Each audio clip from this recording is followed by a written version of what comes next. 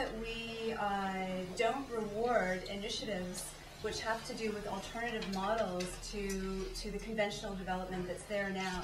And so I'm just wondering, like, you've given some great examples, Deborah, but what about, and I know you've worked on our eco-village, for example, how can we come up with a different model for development that would actually put the people who are putting this development project together in a stewardship role, and that they could look at things like clustering homes, putting covenants on the land, inviting farmers in and definitely farming the land. How can we do this? And for example, why hasn't the Vantreight proposal involved that? You know, if they're farmers, then how about bringing farmers into the fold and creating a new model and joining the regional sustainability strategy in that, setting a precedent in that area instead of business as usual with the old conventional model. We need to see new paradigms, new models, and we need to listen to people, to groups who have the intention of being stewards to allow new models to come forward. So that's good. I heard a question.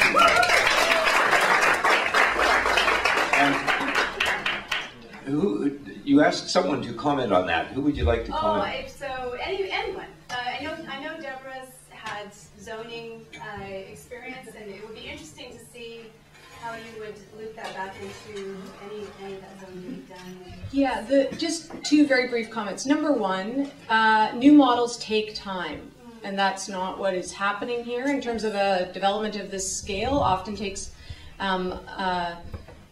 many iterations and many years of various groups of people coming together.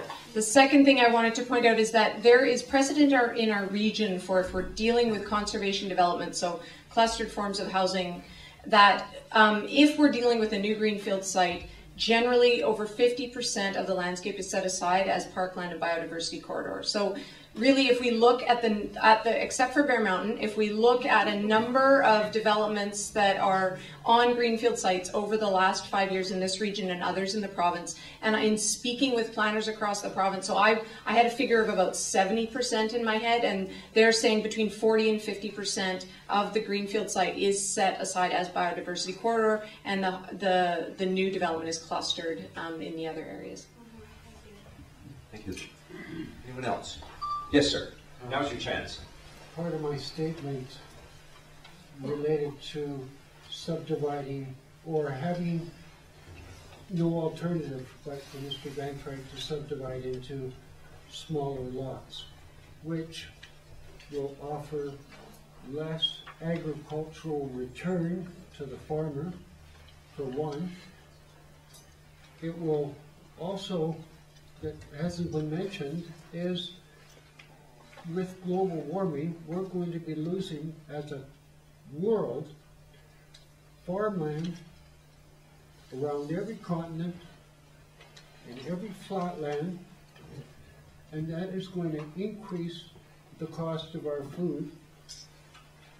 And to my mind, you haven't offered Mr. Vantreight any solution. Actually, it's another one of these paradigm shifts. We're all sort of stuck in the way it used to be.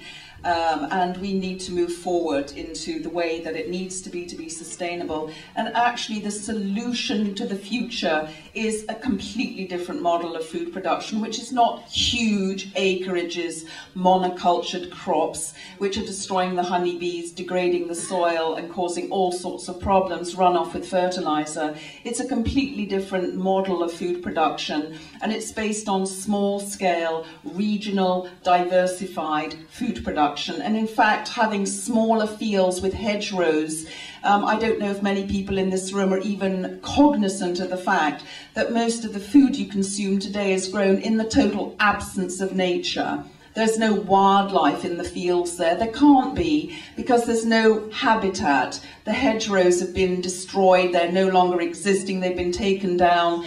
You know, there's no water for the wildlife to drink. There's no real diversification of food for the diversity of wildlife to consume. So if you don't have those three basic things, water, habitat, and food, the wildlife doesn't exist. So You know, we really do need to change the way that we go about farming, and the sustainable way is to protect the soil, to encourage diversity. Uniformity is yesterday's model, and a uniformity doesn't work, because when you have seeds that are genetically modified and hybridized to suit huge scale agribusiness, that is what we have these days. All these things that, because we've been distracted and we've been busy looking somewhere else while somebody else has fed us, that is why we have the problems we have today. We need to go back to the land, we need to reconnect with nature, we need to have a new relationship with our food, but we definitely need to come up with a new paradigm of food production.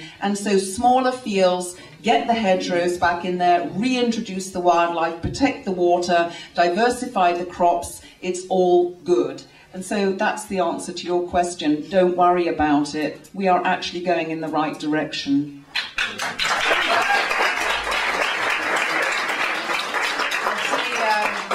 Chambers standing up. Madrona is a perfect example. The Land Conservancy in consult with the community have bought that land. It will be leased to Natalie and David. They farm organically. They teach people how to farm organically and sustainably. They are the farm of the future, as far as I'm concerned. They lease the land. One of the impediments, quite frankly, is the Agricultural Land Commission. We have destroyed our Agricultural Land Commission in the way it operates. It's basically an asset to development, as far as I'm concerned. It has allowed untold acreages of agricultural land out of the ALR with no good reason, and they certainly are stuck in the old model. And certainly, again, I point out Madrona. Madrona does not use pesticides or insecticides, and I'd like, maybe Natalie could comment further to this, because they are the example of the farming of the future. Okay, I wasn't really going to say anything. I was just trying to listen, but, you know, I will speak to that. But the thing that breaks my heart here is that no one talks about the importance of biological diversity in agriculture. This is paramount. Without the biodiversity, we cannot do agriculture. We have the pollinators, we have the ecosystem services. These are things we are taking for granted. We're talking about carbon sequestration, hydrology, you know, runoff, all of these things we get from the ecosystem. Development destroys ecosystem function, okay? And it disallows us, when we disrupt an ecosystem, it disallows us to be organic. We don't have the birds pecking off the pests. And, you know, I really honestly feel for you. This is the same problem. What you and what I just, as of yesterday, it's the same problem. And what it is, it's generational land transfer is what it is. And it's a dirty word. And we have to do our best to address it. And, you know, Madrona is 2 legal parcels. We had 3 owners. We could have sold a little smidgen to Saanich, and my father-in-law wanted to give us his piece. And David and I could have owned 22 acres. But we decided to do something that, you know, a few things happened, and I really feel personally that one person shouldn't own a community resource. That's my opinion. But anyway, so we tried to do something bigger, and that is to protect the land forever. Now, here's the kick in the karma. I thought it would only take a year, but it took 5 years. 5 years, and I haven't worked in 5 years. I've been a volunteer fundraiser, and it has been the ride of my life. Thank God I grew my own food, because I would have needed food. But if you can just trust the community is all over food security. You know, and these alternative models, like, I will help you, I will talk to you, I will strategically plan with you, I will spend my time with you, I will help you fundraise. Did I say that? But we really do need to get the CRD Ag Fund going. These things are all in the works. We're almost at a tipping point, and let's not lose our land, because I promise you all here tonight, there is a new league of farmers emerging. We have an apprenticeship program at Madrona Farm, and we are seeing people after people wanting to farm. Where are they going to farm? You know, they can't afford big, large farm like yourselves, we have to keep the land and we have to keep it in trust so that, you know, they can lease it affordably. It's just totally not economically viable for a farmer to